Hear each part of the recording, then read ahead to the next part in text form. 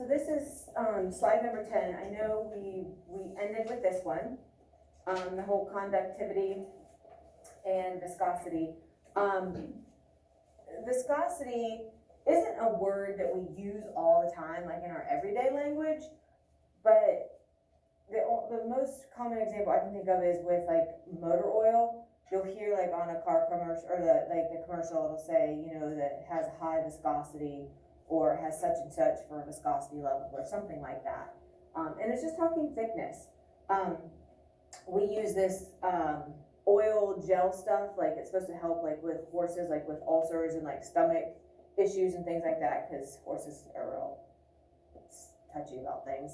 And so we have this oil and like we pump it onto their feed. Well, I think it was Wednesday, it must have been Monday. It wouldn't pump because it had gotten too cold, and so it wasn't frozen, but it got real gooey and gummy, and it made me think of it turning more viscous. Usually it's kind of liquid-like, but as it got colder, it got real gooey and gunked up, and it was sticking to itself, so it wouldn't go up through the pumper. And it made me think of this because I knew we were talking about viscosity in class, or we're going to. So viscosity is just an idea of kind of like the liquid kind of sticking to itself. So if you think about honey compared to water, you know, huge difference. Water really flows easily. Honey is very sticky and, you know, doesn't flow as easily. Color, right? And odor. Don't think we need to do a whole lot with that. We have odor, right? Cute little puppy. Should put a picture of my dog on there because he gets a little stinky sometimes. All right, so density. And again, we covered this our whole last unit, right? So it's the amount of mass in a given amount of space.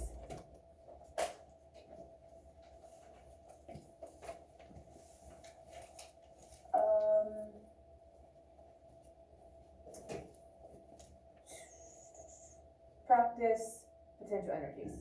Thank you. Good to see you with no crutches, Sage. All right, so density we've already discussed, right? Mass divided by volume. And again, you can see it's kind of cool when they have these separated out. And on that density Google form, you had something like this where it told you what each color or each different substance is. Yes. Yeah. And then finally, magnetism. Pretty basic. Is it magnetic or is it not? That's the whole key. We talked about magnetism in depth last year, so we're not going to get into the domains and the polarities and all that. Just understand, for our purposes, to identify something by magnetism, all you're saying is it is magnetic or it is not magnetic.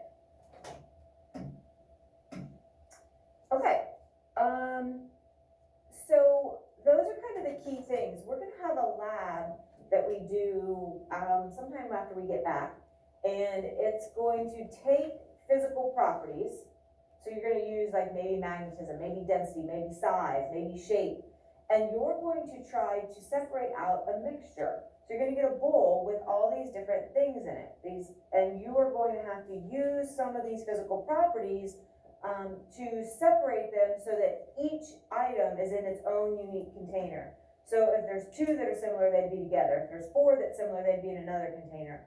And so you're going to be basically separating out a big mixture, but you can't just reach in and be like, oh, this is this and this is this, right? You're going to have to use, you know, some of these physical properties to help determine what is different from something else, okay? We're going to move on to chemical properties. And again, think about my example with the sugar cookies. And also that chemical weathering that we talked about in 8th grade. This is showing rust, which is oxidation. And so anytime oxygen combines with iron, it will form this iron oxide or rust. Right? And that is a chemical change, because chemical changes cannot be undone. So like with the rust, you can like sand it off or sandblast it off, but you're not turning that rust back into iron.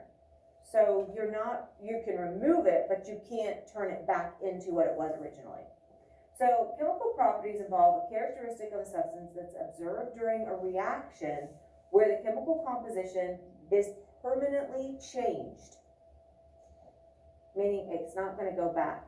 So anytime something is burnt, you can't unburn it, okay? Anytime something is cooked like that egg, I can't uncook it. So if you can't undo it, sometimes that's an easy way to think of, is that a physical or is that a chemical change? So in a chemical change, the original substance has a new chemical composition and it is not the same substance as it was before the change occurred. And most of these are pretty easy. A few of them are, sometimes you're like, well, you can't undo that. You can't make that go back. But actually you can. So we'll kind of point out some of those trickier ones, but most of them are pretty straightforward. And so chemical weathering, like I said, this is like oxidation. We also had like where the granite got, through the process of water over time, it changed that feldspar into clay in the granite, and then it washed away, and that's why you get monuments that are kind of popped, and you have those pits and those open areas because that's where the feldspar has changed to clay, and then the clay washed away. So those are two of our pretty common examples. So here is a study jam. We're going to look at physical versus chemical changes in matter. Actually, let's hold off on that. We'll come back to that again. Okay. So, chemical reactivity. What that means is the ease at which a chemical compound is going to tend to react. So some things are very reactive, like our halogens, right? And other things are not, like our noble gases. So we already kind of discussed why that is. We've already covered our chemistry stuff. So you kind of have a good idea of what will and what won't react. So high reactivity reacts quickly and easily. Again, like our alkali metals,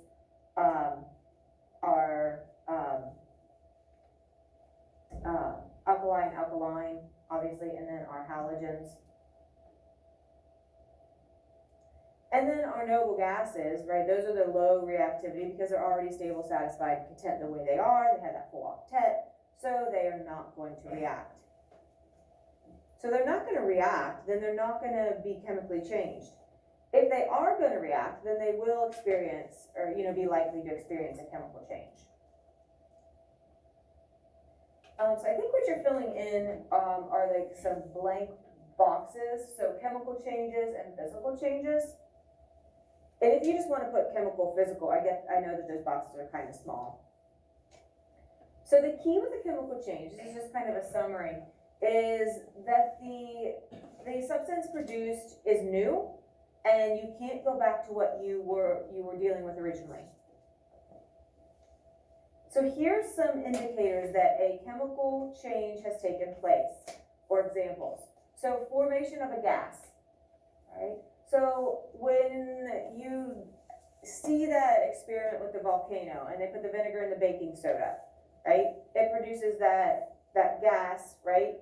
And so typically if there's a gas formed, you're taking maybe like liquid and a solid, combine them, and then it changes to a gas. The new thing that's formed, the gas, is a brand new substance. You can't turn it back into the baking soda and the vinegar. Production of heat and light. Like the glow necklaces and glow sticks and things like that, those are chemical reactions, okay? The idea of heat, the little hand warmers and feet warmers, people use them a lot like when they're hunting or maybe like at a sporting event, if we ever get to go back to watching things live like that. They aren't doing anything in the package, but once you twist them and like crumple them up, then you start to mix the chemicals. Once the chemicals start to mix, they give off heat, and it's a slow, long process, which is why those packets last for hours and hours, right? Once the heat is gone, it's because the chemical reaction is done. So it's a very slow working chemical reaction that produces that heat, and because we know that, we're able to package it and use it, as that heating source, right? So it's kind of a cool thing. can talk about the formation of precipitate when we get to our solutions a little bit later, but sometimes if you are mixing things up, it gets so full, so saturated that it can't hold anymore, like if you're making sugar and water. If you have too much sugar in the water, it can't hold any more sugar, and it starts to form like big chunks or crystals, and they fall out because they're more dense, and so they settle to the bottom, and we call that, it precipitates out of the solution or the liquid. But we'll talk about that more. And then color change. We're not talking like I'm painting this or I'm coloring it with a marker. We're talking like the leaves changing color in the fall, or like a chameleon changing colors, right? Those are something internally that changes the color. So examples, rust, anytime you bake or cook, automatically think chemical. You can't take those ingredients from the chocolate chip cookies and unbake them and turn them back into flour and sugar and egg and chocolate chips, right? Once they're baked, they're baked. Digestion, my sugar cookies, right? I couldn't turn them back into the cute little Santa Claus head. Didn't happen, it was nasty. Anything that is rotting or decomposing. So this includes like flesh, right? It includes like logs in the forest. It includes teeth, maybe. There's a picture in a minute. So anything that is rotting or in the decomposing, if it's dead and getting broken down that way, is considered a chemical change. You can't undo it. Leaves changing color or chameleons, right? Those are examples of color change. So then we go over here to our physical changes, and again, it's a change that does not produce a new substance, and typically it can be reversed, right? Don't let the whole reversal totally hang you up. Just ask yourself, is it the same thing as it was before? And if it is, then it's a physical change. So anytime I tear something, anytime I cut something, fold something, those all just change the size or the shape, right? If I paint it, I put fingernail polish on my nails, it's still my nail. Right? There's just paint over it. Or I write on the dry erase board, it's still a dry erase board, there's just color over it. Okay? Here is something that is critical. Boiling, freezing, melting. Those are all different states of matter going from one phase to another. We call that a phase change. So when you go from, and we're going to use water typically as our go-to example. If you have liquid water and you take heat away from it, you make it colder and it goes from a liquid to a solid. That's freezing. That is a phase change. It is still H2O molecules. It is still water. It is just in a different state, okay? So anytime, a gas is formed, like if you go from boiling water to water vapor, that is a phase change. Anytime you go from a liquid to a gas to a liquid, or any change like that, always gonna be physical, because it's still the same thing, it is just now in a different state of matter. And again, we're gonna have that whole unit on state of matter next, after we finish this one. But any phase change is a physical. Phase change, physical, okay? People have a hard time with this. They're like, oh, it looks totally different. It's gotta be a chemical change. I get that steam and ice cubes look very different, seem very different, but they are still made of H2O molecules, all right? So phase change, physical, try to remember that alliteration, maybe that'll help. Dissolving, so like Kool-Aid into a liquid. You're like, now wait a minute. The water and the Kool-Aid, that is not the same thing. Well, I'm gonna prove to you, I have a little experiment that we're gonna do. Probably tomorrow, that is gonna show this, okay? So if I take, I use Crystal Light, but it's the same thing as Kool-Aid, mix it with water, it looks like it's a brand new thing. It looks like the powder has disappeared and that it has made something brand new, all right? But we're gonna prove tomorrow that that is not the case, or maybe Monday. We're gonna do it here soon. Okay, and then an example would just be an ice cube melting. That is a physical change because it is a phase change. Okay, so tearing paper. Is this gonna be a physical or a chemical? What do you think, Emma? Very nice, it is a physical change. Just changing its size or shape, or kind of both, yeah. Okay, boiling water, that's fantastic, because it's a phase change. Phase change is physical. Making Kool-Aid. Again, this seems like it's the one when really it's the other. It is a physical. And then teeth rotting. Ugh, you can't unrot those teeth, which is why it's like, take care of what you have, Emily. It is a chemical change. Yeah, it's fairly disturbing, right? Okay, that's what I thought. So we have some videos. If you are at home watching, there are going to be 3 links. I want you to watch those on your own. We are going to watch them now.